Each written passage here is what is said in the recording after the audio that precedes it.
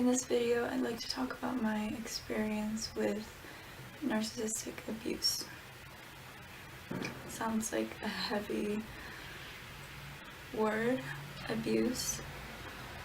I didn't think I was entitled to use it for a long time, but that's what it was. It was abuse. And I finally started saying that word when I realized that abuse is not just one thing. It's not a stereotypical image that we have of a, alcoholic husband coming home to beat up his wife. I mean, that's one kind of abuse, but there's a lot of other kinds, and emotional abuse is something that can be much more subtle, something that may not be obvious when it's happening at all. And that was kind of the case with me, only with some distance from this relationship was I able to really own that word and realize what actually went on. One of the reasons I realized this is because I came away from the relationship with pretty intense symptoms, not unlike PTSD. And I was wondering why this was, I mean, breakups are obviously hard, but yeah, my symptoms weren't just regular breakup symptoms. Because of this, I started Googling. I Googled a lot of symptoms that I had. I Googled a lot of things that I thought might have happened. And after a lot of searching, I came across the term narcissistic abuse, and I immediately identified with everything that I read about it. And it was a feeling of such relief, because it meant that I hadn't made it all up. It meant that there was a word for it, there was a name for it, there were other people who went through the exact same thing. And I thought it was crazy that nobody told me that this was happening or that this could happen. And I guess I'm making this so that if someone identifies with this by any chance, then you know what you're going through, because I had to do a lot of searching.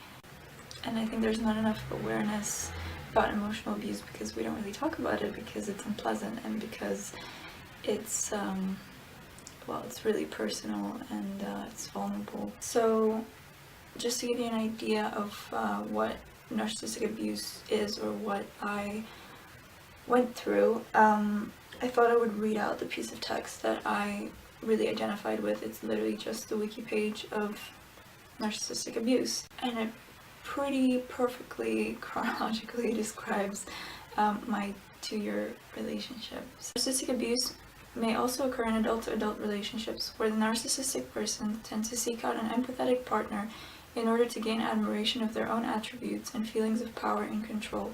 This is called narcissistic supply. The narcissist creates a dynamic abuser and victim relationship through a cycle of abuse, resulting in traumatic bonding that makes it hard for their partner to leave the increasingly abusive relationship. People with codependent type traits seek relationships with narcissists. The narcissist relationships are characterized by a period of intense involvement and idealization of their partner, followed by devaluation and rapid discarding. At the beginning of the relationship with a narcissist, the partner is only shown the ideal self of the narcissist, which includes pseudo-empathy, kindness, and charm. Once the partner has committed to the relationship, the true self of the narcissist will begin to emerge. The initial narcissistic abuse begins with belittling comments and grows to contempt, ignoring behavior, adultery, triangulation, isolation, sabotage, and at times physical abuse. At the core of a narcissist is a combination of entitlement and low self-esteem. These feelings of inadequacy are projected onto the victim. Narcissists also engage in insidious manipulative abuse by giving subtle hints and comments that result in the victim questioning their own behavior and thoughts. This is termed gaslighting. Another common abusive tactic is underhanded public humiliation, when the narcissist says something seemingly neutral but offensive to the victim and enjoys the emotional reaction. This is called dog whistling. Any slight criticism of the narcissist, whether actual or perceived, often triggers narcissistic rage, or alternatively silent treatment from the narcissistic person. The discard phase can be swift and occurs once the narcissistic supply is obtained elsewhere. In romantic relationships, the narcissistic supply can be acquired by having affairs. Narcissists do not take responsibility for relationship difficulties and exhibit no feelings of remorse. Instead, they believe themselves to be the victim in the relationship, as because of their self-debasing projections, their partner can only ever fail to meet their expectations. So, that sounds bad, right? And it was, and I read that and I was like, holy shit. Holy fucking shit, this is almost to the dot what happened to me. It's amazing to me that my relationship is summed up under the wiki page of narcissistic abuse. That's crazy. But I think I would like to go more into detail about some abusive strategies that I particularly identified with and that I can draw up examples of, because I think there's something that we all need to look out for in relationships. Some of the strategies that I particularly identified with were idealization. So the idealization phase at the beginning, as well as another strategy called love bombing, which narcissists use at the beginning of a relationship to kind of create indebtedness in their partner. So at the beginning of the relationship, yeah, I was literally love bombed, and everything happened really fast, and I really idealized him, and I just thought, wow, I'm so lucky to be with this person who gives me so much affection. But you know, and if I'm honest, like if I look back, I did think things were moving too fast, and I kind of was really apprehensive. Yeah, I felt indebted to him, because I was like, what did I do to deserve all this affection all at once? You know, he told me he loved me after like 2 weeks. Everything was super fast. He would do everything for me, and he would, you know, and at the time, obviously that's nice. It seems very nice and innocent, but in retrospect, it was part of a larger issue where he wanted to create an imbalance right from the start of our relationship, where I felt really unworthy and indebted. So those were the first two strategies. This concept of narcissistic supply is something that I couldn't find the words for, but that I always knew he was looking for. It's really amazing. Like when I heard that, like narcissistic supply, like sometimes when we were together, I would feel that I was only filling some need. Like it almost didn't matter who I was. Like it didn't matter that I was me. It just mattered that I was someone, and I was providing admiration and affection, and it didn't matter that it was coming from me, but it mattered that I was a stable supply of love and affection and sex and whatever else. And I felt that not just with me, but when he interacted with other people, like he kind of would gravitates toward anyone who could give him the most validation and admiration at the time. And I kind of felt like he didn't really have like values through which he would, you know, choose like-minded people. It was more like, oh, you're someone who is more vulnerable or gullible or more easily manipulated, and I can get you to give me the most admiration or validation or affection or whatever. So that's something that I felt from him, not just in our relationship, but in general. And when I found those words, I was like, that's exactly what it is. That's what he was motivated by. He was like, where can I get this supply? Next, fun one. Adultery. obviously. Yeah, I mean, adultery, actually, adultery is when you're married, right? So, cheating, let's call it cheating. Cheating is something that I would say defined our relationship. It consisted of 1/4 of our relationship, and it's something he did over the period of 6 months. So 6 months into our relationship, he started cheating on me regularly with a few different girls in a few different ways, but either way, he was cheating for 6 months until I found out all in one day about all the girls. And yeah, he was able to lie to me for 6 months and not really show remorse and keep up the pretense of our relationship. And this ties to the next one, which is gaslighting, which was in this period again, like a definition of our relationship. So for those 6 months when he was cheating, he kept up the pretense of our relationship, and he would, you know, tell other people how much he loves me and things like that. And then during these 6 months, I had a really intense gut feeling that something was wrong. I was feeling super down about myself. I felt like something was off, but I thought it was something about me. I thought I was like losing my mind a bit, and I was doubting everything. I went to my friends and I was kind of like, do you think he could be cheating? Like, do you think something's wrong? Like, does something seem wrong to you? And they would be like, no, like, he loves you so much, he told me, and you know, he always kissing you and hugging you, blah blah blah. And I'd be like, okay, I guess it's me. Like, I guess I can't trust anybody. I guess I'm just a bad person. And this is a period where I would say, really depressed, and I was self-harming, and he just let me be in this state of crazy self-doubt and depression and horribleness, and just watched it happen while getting everything that he needed. And I think that's one of the worst things that happened in general. But I mean, it was almost a relief to know that I was right, because I knew that was those 6 months. It was my gut telling me something. It wasn't me not being able to trust somebody. It was, you know, my body picking up on those signals. Like, he would go through the motions of our relationship, so everything kind of felt normal, but it was almost like the Truman Show or something. Like, I felt like he was acting, but then if I was like, yo, like, would you ever cheat on me? He would be like, no, I would never, even though by that point he already cheated on me. It was just like a very deliberate strategy to make me doubt my own reality consistently, to the point where I felt crazy. The text mentions trauma bonding. I mentioned symptoms of PTSD following the relationship. We did get back together after the cheating, and we were together for another year.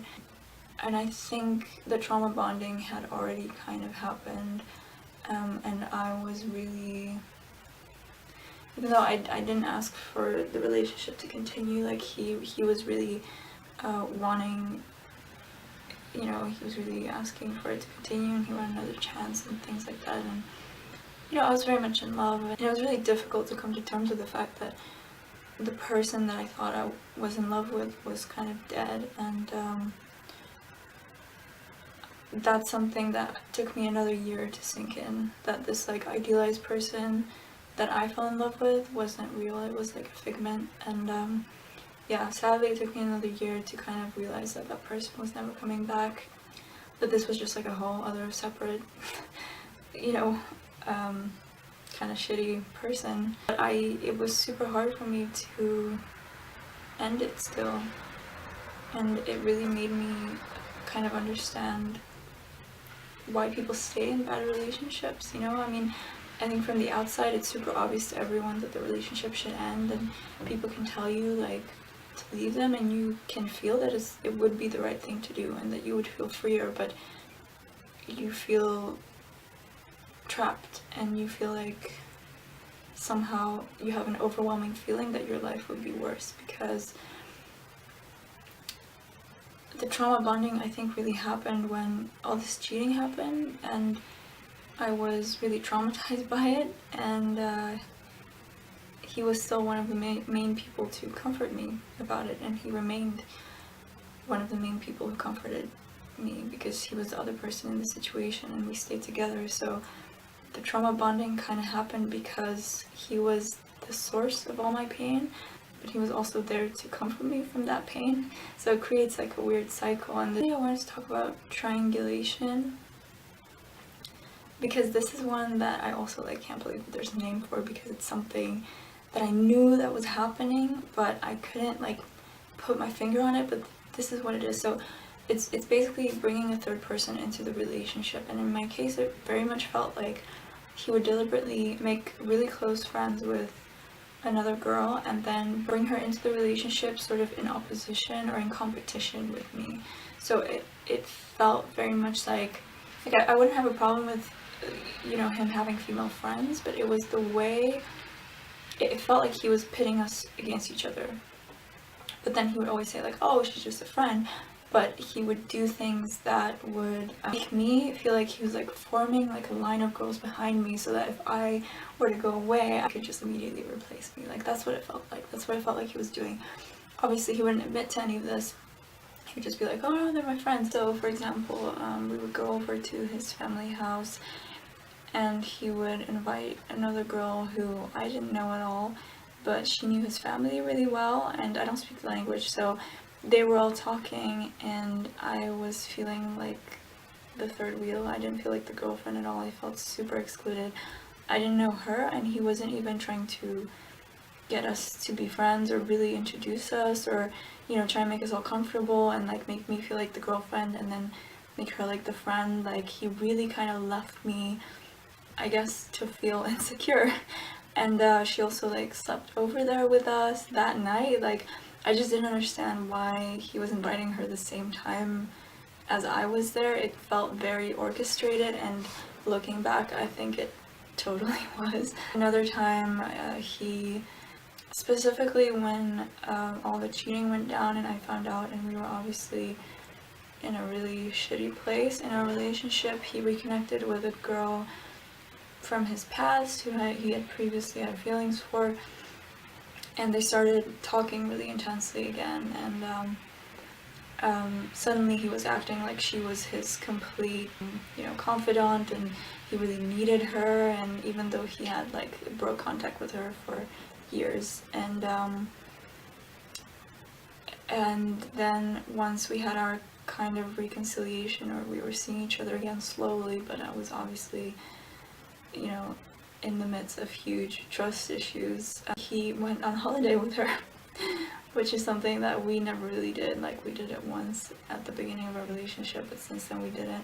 So again, it felt like he was doing something that he wasn't even doing with me, at a really critical time in our relationship when he was meant to be making me feel secure, but he was choosing to again force another person into the relationship and really cross boundaries. And the third time, and the last time that he most visibly did this, was towards the end of our relationship, where he became really close friends with this person who, he told me that she was gay, and then I heard that she was bi or pansexual, so I was like, oh, did you lie about that? Because if she's bi, she could also like you, and did you lie so that I wouldn't ask about it? And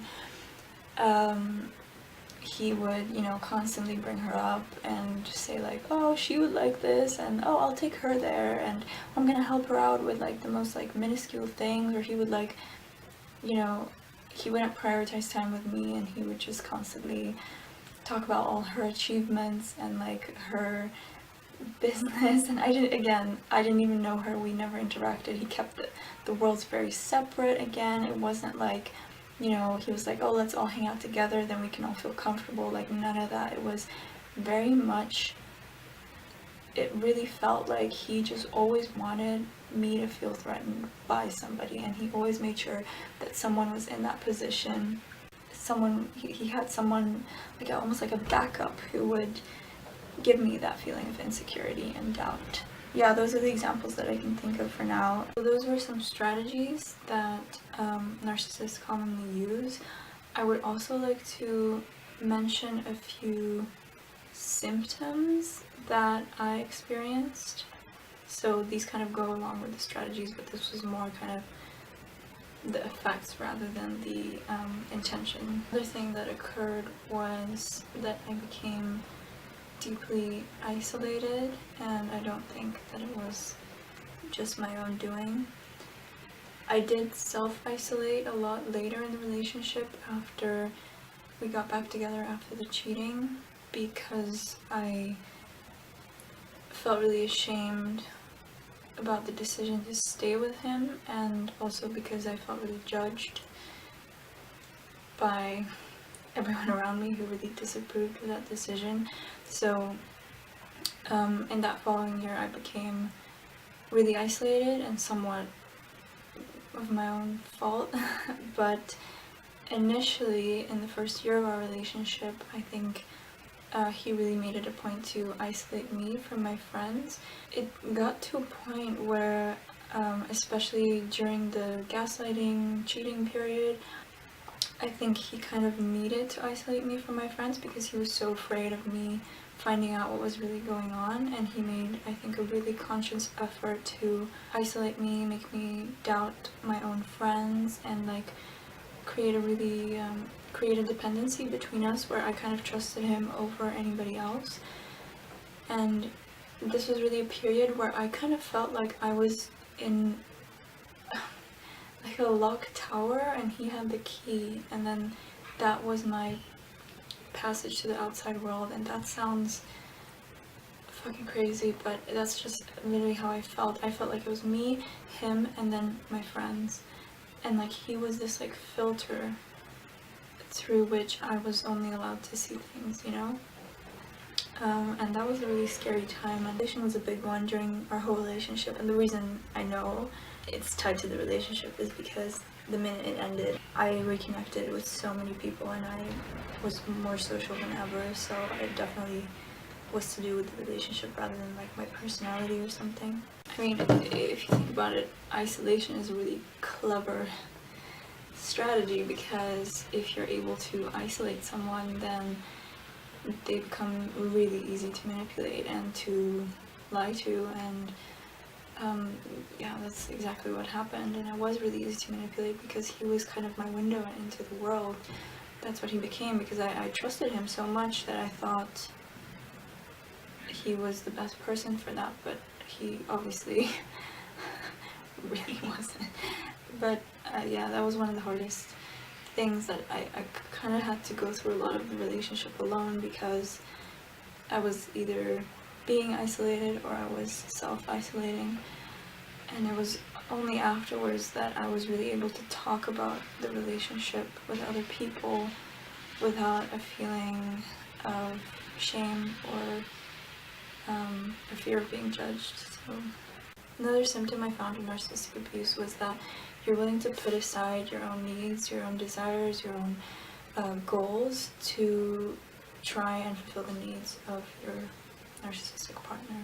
This is something that I think I definitely did, at least a little bit. Another one related to this that I found was that you fear doing what you love and you fear succeeding.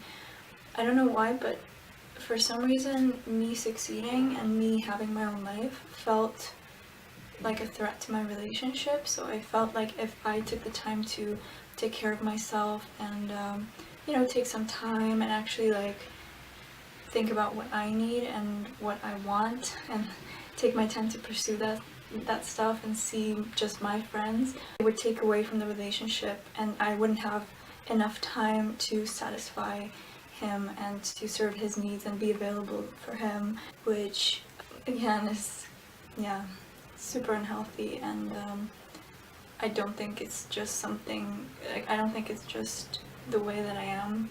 Again, once the relationship was over, I was all about pursuing my goals and dreams, and I felt that come back, so it was definitely part of our dynamic. Another one which was really serious was psychosomatic health issues. This is something that I heavily experienced also during the 6-month period where he was lying to me, and I was extremely paranoid and I was self-harming, and I was also physically unwell, but it was never like proper sicknesses. It was always kind of, I just didn't feel well. I had all these different symptoms and they were kind of always lingering because my anxiety was so high. And the same thing happened a year onwards, when it was the last 6 months of our relationship, when I would just get constantly ill. I think 1 month close to our breakup, I got ill 3 times in 1 month, and I was sick for a week, so that was like 3 weeks out of a month I was ill. It came to a point where I was close to failing courses because I had so many sick days. So again, that goes with sacrificing my own goals, and it's all intertwined. Like, my life was just going down because I was trying to satisfy him and meet his needs, but I was just, obviously I was never going to be enough no matter what I did. Another symptom, which I guess makes sense, is just a total sense of mistrust about the world.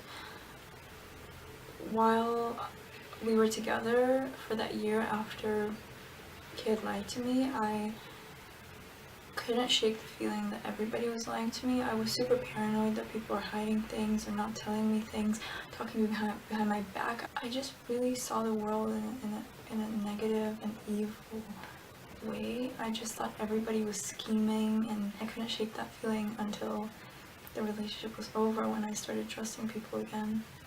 There's obviously so much more to this, but I wanted to kind of give the spark notes. I also just want to point out that I didn't make this video to victimize myself, but more because I think it's important that we're all able to spot signs of abuse in our partners and in ourselves.